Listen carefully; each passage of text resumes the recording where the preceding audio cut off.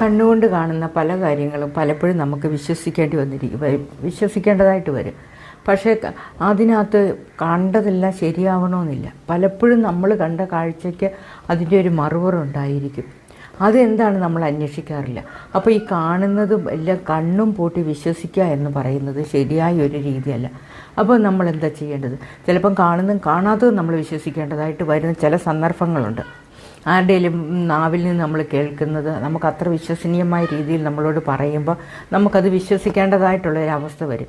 പക്ഷേ ഒരിക്കലും അങ്ങനെയല്ല. നമ്മൾ വിശ്വസിക്കേണ്ടത് നമ്മുടെ മനസ്സുകൊണ്ട് കാണുന്ന കാര്യങ്ങൾ മാത്രമേ നമ്മൾ വിശ്വസിക്കാവുള്ളൂ. ഒരാൾ പറയുന്നതോ അല്ലെങ്കിൽ മറ്റ് കേട്ടുകേഴ്വിയോ മാത്രമേ എപ്പോഴും ശരിയാവണമെന്നില്ല.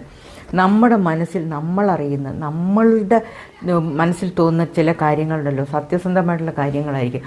അത് മാത്രം നമ്മൾ വിശ്വസിക്കാവുള്ളൂ. മറ്റൊന്നും വിശ്വസിക്കാതിരിക്കുക ജീവിത വിജയത്തിന് വേണ്ടി.